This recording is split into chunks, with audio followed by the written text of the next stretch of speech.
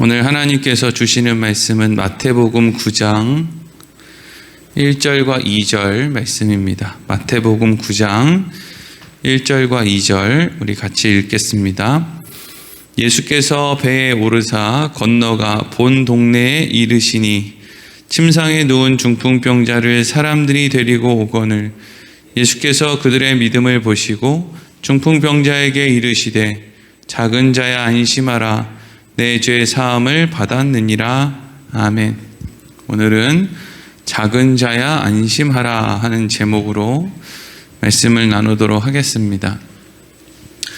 마태복음 8장 마지막 부분에는 예수님께서 가다라 지방에 가셨다.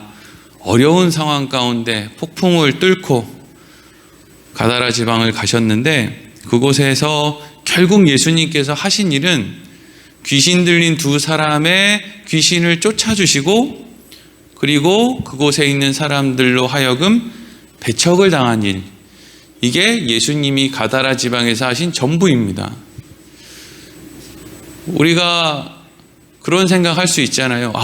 거기까지 갔는데 바다를 그 강을 건너서 그는 밤에 파도를 헤치고 바람이 불고 제자들이 그냥 죽을 힘을 다해서 그렇게 힘들게 그 강을 건너서 가버나움에서 가다라 지역까지 갔는데 그 정도의 정성, 그 정도의 열심을 쏟았으면 하다못해 가다라 지방에 부흥운동, 회복운동이 일어나거나 아니면 사람들이 예수님을 좀 환대하거나 뭔가 좀 대단한 일이 일어나야 그래도 좀 보람이라는 게 있는데 그렇게 애를 쓰고 갔는데 그 마을에는 애초에 들어가 보지도 못하고 마을 입구에서 귀신 들린 이상한 사람 2명 만났는데 예수님이 두 사람이 예수님한테 무슨 이야기를 했는데 거기서 하나님의 아들이 이게 중요하겠습니까? 그 미친 사람 입에서 나온 얘기가? 그러니까 예수님은 지금 그 고생을 하고 가서 가다라 지방에서 딱 2명 귀신 들린 사람 고쳐주시고 그 이후에는 별다른 일 없이 그냥 떠나달라 그러니까 다시 가버나움 지역으로 오셨다는 거예요. 제자들이 참 답답했겠죠. 여러분, 세상은 그렇거든요. 내가 어느 정도를 투자했으면 그 투자한 것에 대비해서 어느 정도의 수익을 얻어야 그것을 잘했다고 생각을 하지. 이만큼 투자를 했는데 남는 게 요만큼밖에 없으면 에휴 바보 같아. 저런 바보 짓을 왜 하나? 이런 이제 생각을 하는 건 세상이죠. 근데 많은 사람들이 신앙생활을 하고 하나님의 나라를 이야기하고 하면서도 이런 식의 논리를 갖다 붙이는 경우가 허다하단 말이죠. 하나님의 나라는 우리가 투자한 만큼 뭘 어떻게 얻는 그런 나라가 아닙니다.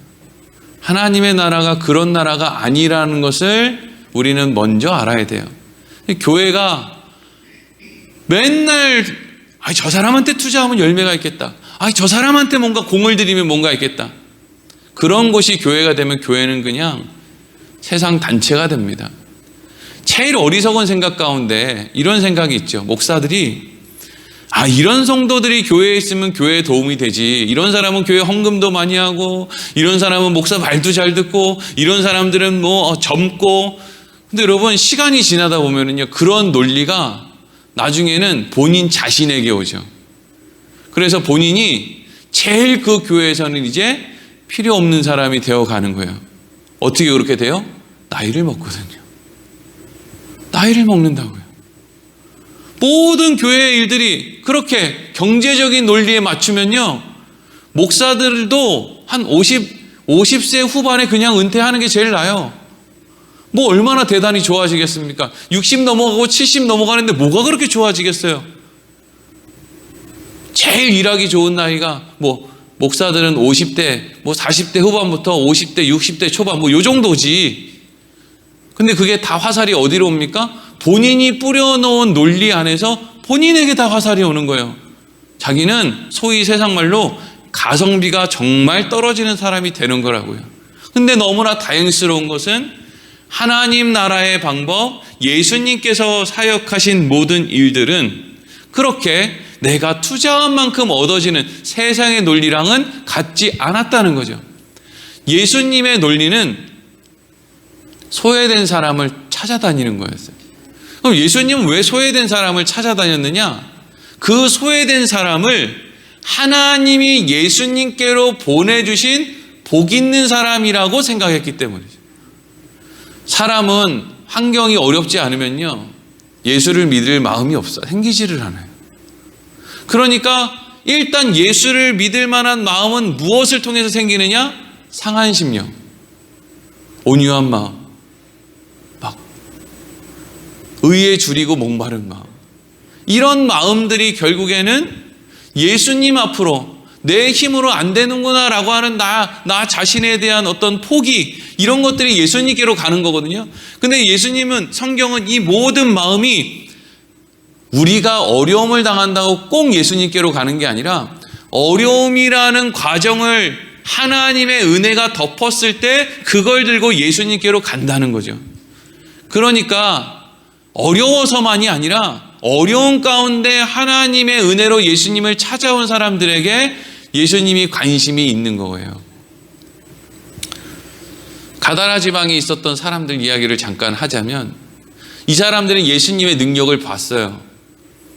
예수님의 능력을 보았다는 것은 예수님이 고친 그 두 사람이 얼마나 그 마을에서 문제를 많이 일으켰던 사람이냐라는 걸 생각해 보면 예수님의 능력이 얼마나 큰 능력이고 도무지 이건 사람이 할 수 없는 일이라는 것을 분명히 알 수 있죠.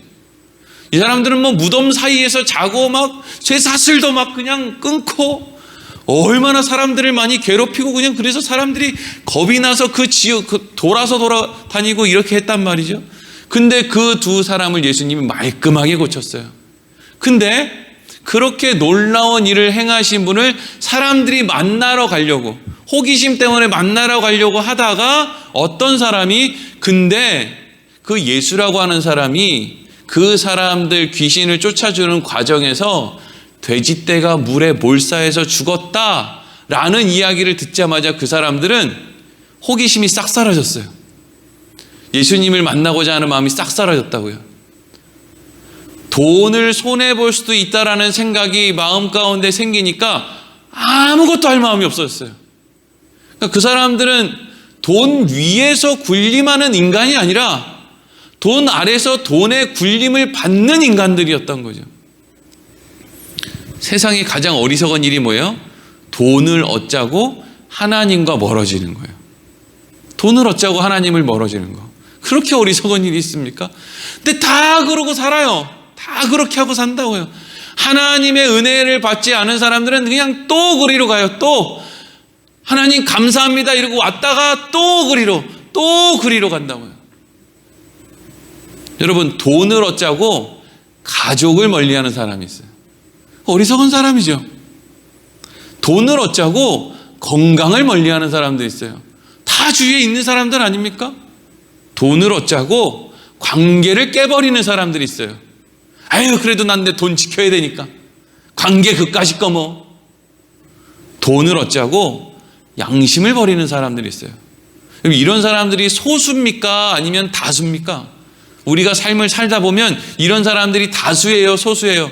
교회에 돈 얻자고 하나님으로부터 멀어지는 사람이 조금입니까? 대다수입니까? 돈 얻자고 가족이랑 멀어지고, 돈 얻자고 건강으로 멀어지고, 돈 얻자고 관계를 깨버리고, 돈 얻자고 양심 버리는 사람이 소수입니까? 다수입니까? 다수예요. 세상의 대부분의 사람들이 그게 옳다고 생각하면서 산다고요. 그러니까 여러분, 이 세상이 정상입니까? 이 세상은 정상이 아니에요. 애초에 정상이 아닌 사람들이 정상이 아닌 생각을 정상인 것처럼 자꾸 이야기한다고요. 그래서 하나님이 이 세상을 바라보면서 뭐라고 합니까? 다 없어질 거다. 내가 이 세상을 다 멸할 거다. 새하늘과 새 땅이 있을 거다. 이 세상은 아무것도 남지 않을 것이다. 옛성 바벨론을 내가 저 바다에 처박아 놓고 다시는 드러나지 않게 할 거다. 그게 여러분 이 세상이에요. 그러니까 그 세상의 논리와 가치관을 가지고 우리가 신앙생활 하는 것만큼이나 어리석은 일은 없는 거예요. 오늘 본문의 말씀이 이제 이렇게 시작합니다. 오늘 1절 말씀 같이 읽어보겠습니다. 시작. 예수께서 배에 오르사 건너가 본 동네에 이르시니 아멘. 참 그래도 아깝기는 해요. 예수님 그렇게 고생해가지고 가버나움에서 가다라 지역까지 갔는데 거기에서 귀신 들린 사람 2명 만나고 당신 그냥 가라 그러니까 다시 거기서 배를 타고 이제 가버나움 지역으로 오셨다는 거잖아요. 근데 그때 예수님이 돌아오신 그 장소를 뭐라고 부르고 있습니까? 본 동네에 이르렀다, 이렇게 이제 언급하고 있죠. 본 동네. 그럼 왜 이곳을 본 동네라고 일컫느냐?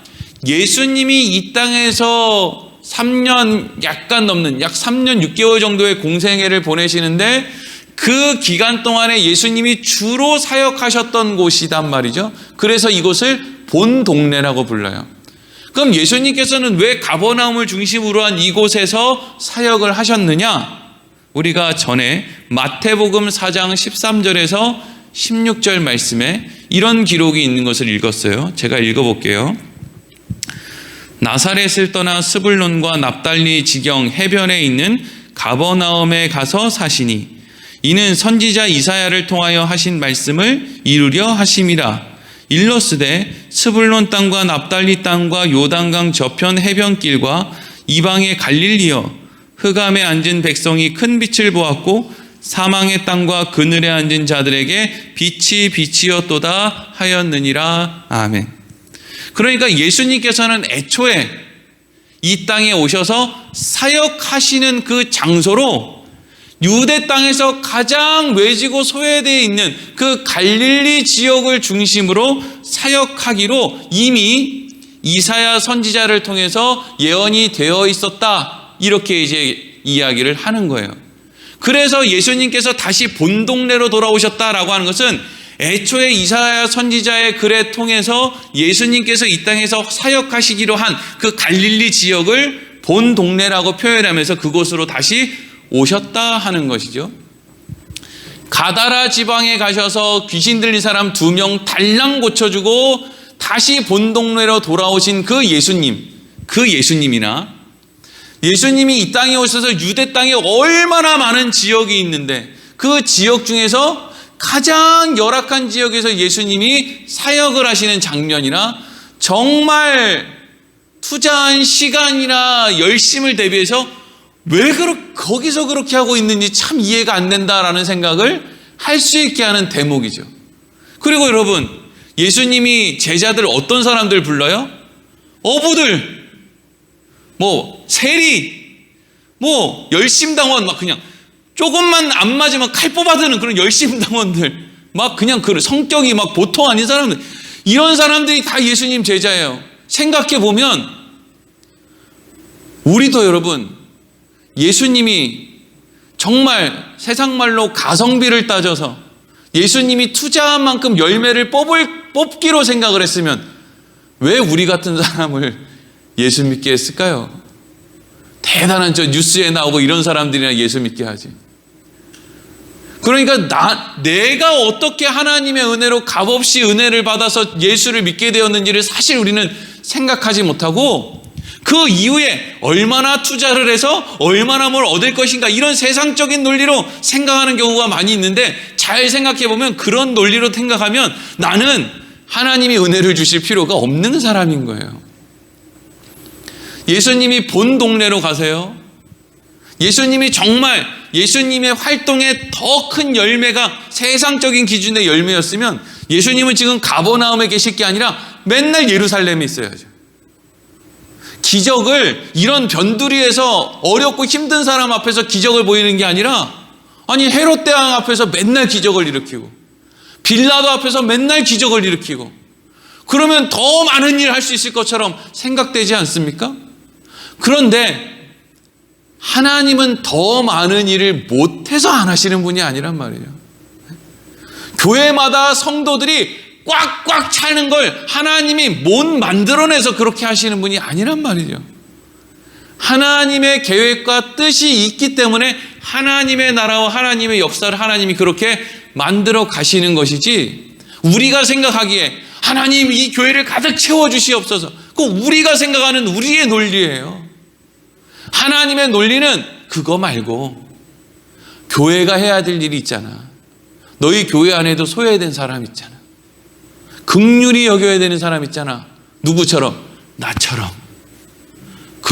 하나님의 긍휼을 얻어서 예수를 믿게 된 나처럼 너희 교회 안에 긍휼을 우리가 나누어야 될 사람들 있잖아.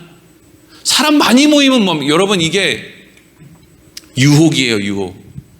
사람이 많이 모이고 건물이 커지면 마치 내 신앙도 커지는 것처럼 느껴지는 착각, 이걸 조심해야 돼요. 여러분, 목사가 유명해지고 건물이 커지고 교인이 많이 모인다고 내 신앙이 자라는 게 아니에요. 내가 하나님 앞에 온전한 모습으로 세워지는 것은 내 눈에 지금 누가 보이는가 하는 거예요.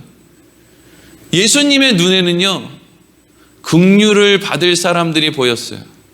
귀신 들린 두 사람이 소중하게 보였다고요. 어떤 사람들은요, 교회에 장애 있는 사람, 교회에 뭔가 조금 가난한 사람, 이런 사람이 오면은요 그닥 좋아하지 않는 사람들이 있어요. 교회에 별로 도움이 안 된다는 거죠. 근데 여러분, 그게 도움이에요. 그게 도움이라고요. 우리의 눈을 바른 곳을 향하게 만드는 그분들이 사실은 도움이에요. 우리의 눈을 현혹시키는, 그래서 그냥 교회 나와서 나처럼 하면 이런 빌딩 사고, 나처럼 하면 이런 땅 사고, 나처럼 하면 이렇게 일확천금을 얻는다, 이런 사람들은 오히려 우리의 눈을 현혹시키는, 우리가 배워서 안 되는 사람들이에요. 예수님의 눈은 헤롯 대왕이나 빌라도에게 있지 않았어요. 예수님의 눈은 귀신 들린 사람, 가난한 사람, 소외된 사람, 애초에 내 마음은 거기에 있다, 하나님의 마음이 거기에 있다, 이 뜻으로 나는 내 삶을 갈릴리를 중심으로 살겠다. 이게 여러분, 애초에 예수님이 사역 시작할 때부터 선지자를 통해서 예언된 말씀 안에 있던 이야기인 것이죠. 자, 그래서 이제 예수님이 가버나움의 한 동네에 이르렀어요. 마가복음 2장에 보면 이 중풍병자가 예수님을 찾아 나온 사건이 조금 더 자세하게 기록되어 있어요. 마가복음 2장에. 우리가 아마 다 들어봤죠. 그 지붕을 뜯고 4명의 친구들이 그 중풍병 환자를 어깨에 메고 지붕 위로 올라가서 먼지 풀풀 풍기면서 예수님이 있는 그 집 안으로 줄을 매달아서 중풍병자를 내려보내는 그 사건, 다 기억하실 거예요. 그 사건을 마태가 조금 이렇게 요약해서 오늘 본문 말씀 앞부분 이제 요약하고 있는 말씀에 오늘은 이제 앞부분만 보는 거죠. 자, 2절 어떤 일이 있었느냐 읽어보겠습니다. 시작. 침상에 누운 중풍병자를 사람들이 데리고 오거늘 예수께서 그들의 믿음을 보시고 중풍병자에게 이르시되 작은 자야 안심하라, 내 죄 사함을 받았느니라. 아멘. 예수님이 한 집에 계셨어요. 그 집에 여러 사람들이 모여서 여러 종류의 사람들이 예수님이 무슨 이야기를 하나, 예수님이 무슨 능력을 보이나 궁금한 마음에 그 마을 사람들이 다 모여 있었어요. 예수님에게 호의적인 사람도 있었지만 예수님을 그냥 호기심으로 보고 온 사람, 예수님에게 책을 잡기 위해 모인 사람, 여러 종류의 사람들이 있었어요. 근데 갑자기 그냥 그 지붕에서, 그 천장에서 먼지가 막 풀풀 나더니 뭐 대단하게 무슨 여기 뭐 공기청정기가 있겠어요? 뭐가 있겠어요? 천장이 막 뜯어지고 거기서 이제 풀풀 연기가 나면 뭐야 그 먼지가 날리면서 이제 밑으로 이제 침상이 내려오는 거죠. 상당히 많이 뜯어야 됐을 거예요. 그리고 그걸 뜯는 동안 세상에 존재하는 욕이란 욕은 다 먹었겠죠. 뭐 하는 거냐고. 근데 예수님께서 오늘 2절 말씀이 이렇게 돼 있어요. 중풍병자를 사람들이 데리고 왔는데 예수님께서 그들의 믿음을 보시고, 이런 말이 있어요. 그들의 믿음을 보시고. 여러분 성경을 볼 때 하여튼 이제는 우리가 잘 이걸 이해할 수 있어야 돼요. 여기에서 예수님이 그들의 믿음을 보셨다라고 하는 말은 그 사람들 마음속에 우리가 우리의 친구 중풍병 환자를 예수님께 데리고 가면 그 예수님이 우리 친구를 고쳐줄 선한 마음도 있으시고 고쳐줄 능력도 있으셔. 그러니까 우리가 가서 예수님께 우리 친구를 보이자라고 하는 마음이 그 사람들 안에 있었다는 거잖아요. 그렇죠? 그러니까 그런 말도 안 되는 짓을 한 거예요. 근데 잘 생각해 보면 그 마음이 그 친구들 안에 그냥 각오와 결단으로 어느 날 느닷없이 생겼겠는가? 아니면 하나님이 그 사람들의 삶 가운데 뭘 보게 하시고 뭘 듣게 하시고 경험하게 하신 모든 상황들을 통해서 그 사람들 안에 생겼겠는가 생각해 보면은요, 그건 사람이 만들어낼 수 있는 생각이 아니에요. 그래서 예수님이 그들의 믿음을 보셨다라는 것은 이미 하나님이 그 사람들 안에서 믿음을 만들어내기 위해서 그들의 삶을 만지신 것을 예수님이 보셨다는 뜻이지, 야, 너네들 믿음 잘 만들어냈는데 니네들 되게 잘났네, 이런 식으로 예수님이 보셨다는 게 아니에요. 성경은 어느 한 군데에도 우리의 각오와 결단을 믿음이라고 얘기하지 않습니다. 우리의 각오와 결단은요, 한 5분, 10분 고문해도 못 이길걸요? 우리의 각오와 결단은 그냥 내 감정 하나에도 와르르 무너집니다. 아무것도 아니에요, 그거. 내가 다시는 우리 아내에게, 다시는 우리 남편에게, 다시는 자녀들에게 모진말 하지 않으리라. 며칠이나 갑니까, 우리가? 별것도 아니란 말이죠. 그러니까 예수님이 그들의 믿음을 보셨다라는 것은 도무지 믿음을 만들어낼 수 없는 인생들에게 하나님이 미리 그러한 일을 하셨고, 그래서 하나님이 그들에게 주신 그 믿음이 그들을 예수님께로 인도했다. 그래서 예수님이 그런 얘기 하셨다고 했죠, 어제. 하나님이 나에게 보낸 자들 가운데 내가 하나도 잃어버리지 않고 하나님 나라로 인도해 가는 것이 예수님의 사명이에요. 그래서 그들의 믿음을 보신 거예요. 어쨌든 4명의 친구와 또 중풍병 환자가 어찌됐든 어디서부터 생겨났는지 모르는 하나님의 은혜로 믿음을 가지고 왔어요. 그래서 천장을 뚫고 예수님을 내려보낸단 말이죠.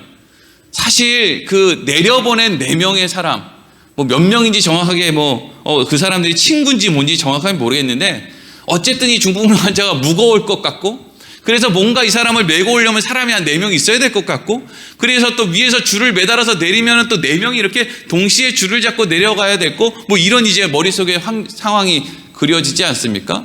근데 이제 중요한 것은 내려보내는 사람은 어쨌든지가 욕을 먹든 어쨌든지 간에 현장으로부터 그래도 좀 떨어져 있죠. 지붕 위에 있으니까. 지붕 밑으로 줄을 이렇게 하지만 욕을 막 해도 이렇게 좀 하면은 좀 쏘면 밑에 있는 사람이랑 눈은 좀 피할 수 있단 말이죠. 근데 지금 누가 제일 당황스럽냐면 중풍병 환자 말이에요. 이 욕을 하고 다니는 그 욕을 하고 막 분위기 살벌한 그 상황으로 그 중심으로 지금 침상을 타고 내려가고는 있는데 예수님이 뭐라고 말씀하실지, 사람들은 나를 어떻게 생각할지, 내가 몸이 너무 아프고 뭐 주무니만 못해가지고 그냥 예수님을 찾아왔지만 그럼에도 불구하고 어떤 일이 일어날지 한 치 앞도 모르는 그 상황 속에서 지금 제일 두려움에 떨고 있는 게 누구예요? 중풍병 환자예요. 지금 호랑이 입속으로 들어가는 느낌이잖아요. 근데 예수님이 중풍병 환자에게 가장 먼저 하신 이야기가 뭐예요? 작은 자야 안심하라 이거죠. 작은 자야 안심하라. 우리는 예수님 앞에 나갈 때 늘 작은 자예요. 문제 없이 예수님께 나아가는 자가 없고, 문제를 가지고 예수님께 나아갔을 때 내가 이런 자격이 있으니 예수님 나를 좀 도와주셔야 되지 않겠습니까? 라고 할 수 있는 사람이 없어요. 우리는 늘 상황에 억눌리고, 믿음 없음에 억눌리고, 나의 자격 없음에 억눌리고, 그래서 늘 주눅 들어 있고, 그렇게 예수님 앞에 나가는 거예요. 우리가 뭘 실력이 있어서 목사를 합니까? 실력이 있어서 장로, 권사, 집사, 성도를 합니까? 우리가 뭘 할 수 있습니까? 그래서 쩔쩔매며 두려운 얼굴로 예수님 앞에 나가는 거예요. 그랬더니 예수님이 뭐라 그랬다고요? 작은 자야 안심해라. 너 작은 거 알아. 너 그런 거 알아. 힘 없는 거 알아. 대단하지 않은 거 알아. 근데 뭐 하라고요? 안심하라는 거예요. 왜? 나는 원래 그런 고백이 있는 자들을 찾으러 왔다. 나는 원래 그런 사람들 때문에 이 땅에 왔다. 하나님, 저 너무 가진 것도 없고 재주도 없고 아무것도 없는데 저같이 배우지도 못하고 그냥 연약한 사람, 하나님 앞에 제가 뭐 할 수 있습니까? 아니, 내가 널 찾으러 왔다니까. 세상에 많이 배운 사람, 가진 게 많은 사람, 능력 있는 사람, 호통치는 사람, 세상에 잘 나가는 사람들, 나 그 사람들 관심 없는데. 작은 자야, 난 너한테 관심이 있다. 안심해라, 이거죠. 다른 사람들은 평생 중풍병이 뭔지도 모르고 살았잖아요. 그 중풍병 환자를 메고 온 친구들도, 사람들도 옆에서 친구가 그 병에 걸리니까 그런 줄 알지, 누가 중풍병이 얼마나 힘든지를 알겠습니까? 우리도 그냥 상상이나 하는 거지, 머리부터 발끝까지 몸이 움직이지 않아서 그냥 대소변을 누가 계속 받아줘야 되는 그 상황을 우리가 하루를 살아봤습니까? 열흘을 살아봤습니까? 그러니 당시 특별히 중풍병이라든지 나병이라든지, 하여튼 이 당시에는 병만 걸리면, 하여튼 오늘날에도 그런 마음이 없지 않지만, 병만 걸리면 저 하나님한테 뭔가 잘못해서 저렇게 병 걸린 것 같은데 라고 하는 생각을 가지고 있었던 이 시대에 중풍병에 걸린 이 사람이 얼마나 사람들에게 손가락질을 받고, 사람들뿐만 아니라 본인 스스로도 얼마나 위축되어 있겠어요. 근데 예수님이 뭐라고요? 작은 자야 안심하라 그러죠. 그러면서 왜 안심해야 되느냐, 그 이유를 이렇게 얘기해요. 2절 맨 끝부분에 뭐라고 되어 있죠? 내 죄사함을 받았느니라, 이렇게 했죠. 이게 복음이에요. 이게 복음. 죄사함을 받았다라는 것은 이제까지 이 중풍병 환자가 행동으로 저질렀던 어떤 그런 잘못을 용서받았다라는 의미가 아니에요. 여기서 죄사함을 받았다는 이야기는, 죄는 우리의 행동을 말하는 게 아니라 하나님과 단절된 상태를 말하는 게 죄예요. 하나님과 단절됐기 때문에 올바른 일을 한다고 생각하는데 그 열매가 전부 나쁜 열매를 맺을 수밖에 없는 거예요. 하나님과 접붙여서 연결되어 있으면 어떤 일을 하든지 좋은 열매를 맺을 수밖에 없는데, 하나님과 단절되어 있으면 우리는 선한 열매를 맺을 수 없어서 날마다 악한 열매를 맺을 수밖에 없는데, 그 상태를 죄라고 하는 거예요. 그럼 예수님께서 지금 중풍병자에게 죄 사함을 받았다라고 하는 말은 무슨 이야기냐면, 너가 이제 안심해야 되는 이유는 네가 이제 하나님과 막힌 담이 허물어지고 다시 연합되었다. 그러니까 너는 안심해도 된다라고 이야기를 하신 거라고요. 그게 죄 사함을 받았다는 말이에요. 이 사람이 중풍병에 걸리지 않았으면, 이 사람이 작은 자가 아니었으면, 소위 목사님, 저는 배운 것도 없고요, 믿음도 별로 없고 연약하고 맨날 몸도 그냥 그렇고, 저는 제가 할 수 있는 일이 없어요. 근데 배운 것도 많고 아는 것도 많고 힘도 있고 돈도 많고 이러면 예수를 믿습니까? 우리는 생각할 때 내가 더 배운 것이 많고 뭔가 좀 더 나은 것이 있으면 내가 얼마나 좋을까 생각하지만, 그런 사람들은 예수를 안 믿어요. 작은 자가 예수를 믿는다고요. 작은 자가. 그래서 교회는 그냥 작은 자들이 모여서 다 그냥 그 사람이 그 사람인 거예요. 그런 사람들이 서로 의지하며 믿음의 길을 걷는 게 교회 아니에요. 교회에 뭐 대단한 사람이 필요합니까? 예수 믿는 사람이 필요하고, 예수 믿는 사람은 작은 자가 예수를 믿는 거지. 여러분, 예수님께서 이 땅에 오셔서 질병을 고쳐주시는 이유가 뭐라고 했어요? 예수님이 하나님과 인간의 막힌 담을 허물어 주시러 이 땅에 오셨다라는 것의 증거가 예수님이 모든 질병을 고쳐주시는 거라고 그랬죠. 하나님과 우리 사이에 막힌 담이 허물어지면 이 세상에 질병은 존재하지 않아요. 이 세상에 죽음, 질병, 눈물, 이런 것들은 다 어디에서 옵니까? 하나님과 단절됐기 때문에 그때부터 아담과 하와에게 시작된 거예요.